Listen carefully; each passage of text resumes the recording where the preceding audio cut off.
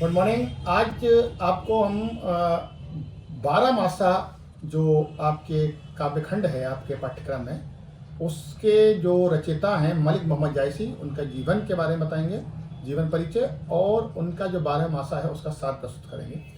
देखिए, मलिक मोहम्मद जायसी भक्तिकालीन कवि कहलाते हैं और इनका जन्म 1492 में हुआ था। जायस नाम के उत्तर प्रदेश में अमेठी ज़िला है, उसके निकट एक जायस गांव है, वहाँ के रहने वाले थे। इसी कारण उन्हें जायसी कहा गया। शरीर से वे सुंदर नहीं थे, कुरूप थे। उनके मुख पर चेचक के दाग थे।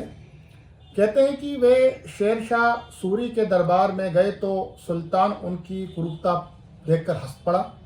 कवि ने कहा कि मुझ पर क्या हंसते हो, उस बनाने वाले पर हंसो जिसने मुझे बनाया है। शेरशाह ने लज्जित होकर अपनी क्षमा याचना की, क्षमा मांगी। जायसी ने अपने काव्य में सैयद अशरफ और शेख बुरहान को अपना गुरु के रूप में माना है और इनका जो काव्य है पद्मावत, वो प्रसिद्ध महाकाव्य कहलाता है। इनकी मृत्यु 1542 में हो गई थी। पद्मावत के अतिरिक्त इन्होंने अखरावत, आखिरी कलाम भी लिखा है। पद्मावत के आधार पर इनको बहुत ख्याति प्राप्त हुई। जायसी सूफी काव्य के श्रेष्ठ कवि कहलाते हैं और उनका जो पद्मावत है वो भारतीय लोक कथा पर आधारित एक प्रबंध काव्य है, यानी कि बहुत बड़ा काव्य है। इस काव्य में सिंघल द्वीप, एक सिंघल देश है, उसकी राजकुमारी पद्मावती और चित्तौड़ के राजा थे रत्नसेन, उनकी प्रेम कथा पर आधारित है। इस कथा के वर्णन में कहीं कहीं आध्यात्मिकता भी आ जाती है और काव्य के अंत में कवि कहता है कि शरीर को चित्तौड़ समझो और राजा रत्नसेन को मन, यानी कि सिंघल का अर्थ हुआ हृदय और पद्मावती का अर्थ हुआ बुद्धि। ये एक तरह से सांकेतिक काव्य है। नागमती गोरख धंधा है तथा राघव जो है, राघव और चेतन जो है वो शैतान हैं, और राजा अलाउद्दीन माया है, अर्थात शरीर में जो विद्यमान मन, साधना और पथ से हृदय में स्थिर रित भरा बुद्धि को पाकर इहलोक से परलोक की ओर गमन करके मुक्त होता है। शैतान माया को शरारत से प्रेरित करके बाधा डालता है, परंतु मन माया से बचकर मोक्ष की ओर गमन करता है, यानी आगे बढ़ता है। संसार का गोरख धंधा यानी कि प्रलोभन, लालच, स्वार्थ छोड़ने पर ही बुद्धि प्राप्त होती है। तो पद्मावत काव्य की कथा सर्गों में विभक्त है, सर्गों में बटी हुई है। सर्ग मान के चलिए जैसे पाठ होते हैं, अध्याय होते हैं, चैप्टर होते हैं, उनको सर्ग कहा गया है।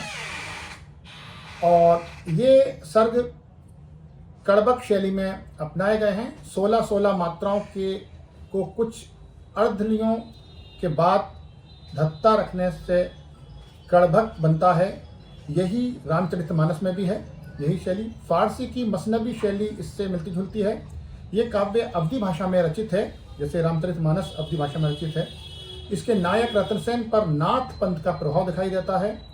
पद्मावत में भारतीय महाकाव्य परंपरा का अधिकतर निर्वाह होता है। जायसी के काव्य में परंपरागत उपमानों और अलंकारों का सहज वर्णन है। जायसी की जो भाषा है वो बोलचाल की अवधी भाषा है। उन्होंने छोटे छोटे वाक्यों का बड़ा प्रभावशाली वर्णन किया है।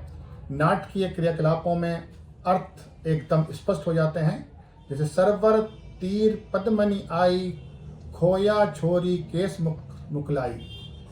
जब जायसी ने अलंकारों का प्रयोग किया है, रूपक, उत्प्रेक्षा, उपमा, अनुप्रास, मानवीकरण इनके काव्य में हमें दृष्टिगोचर होते हैं। आइए अब शुरू करते हैं इनका जो पद्मावत का 12 मासा है, यानी 12 महीने की जो कथा है, उसका सार प्रस्तुत करते हैं ताकि आपको कथा का कुछ अंश समझ में आए। प्रस्तुत पाठ में जायसी की प्रसिद्ध जो रचना है पद्मावत, उसका 12 मासा पाठ का यह अंश है। इसमें कवि ने जो नायिका है पद्मावती, उसके विरह का वर्णन किया है, विरह वेदना का उसका व्याख्यान किया है। कवि ने शीत के अगहन महीना, यानी कि शीत जब सर्दी का अगहन महीना आता है, पूस आती है, माघ आती है, फागुन आती है, महीने में नायिका की जो विरह दशा है वो कैसी हो जाती है सर्दी में, उसका चित्रण किया है।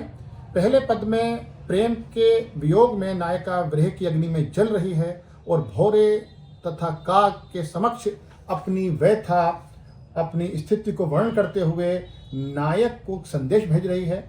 दूसरे पद में विरहिणी नायिका जो है वो वर्णन के साथ साथ शीत से उसका शरीर कांपने लगता है और वियोग से हृदय कांपने का सुंदर चित्रण किया गया है।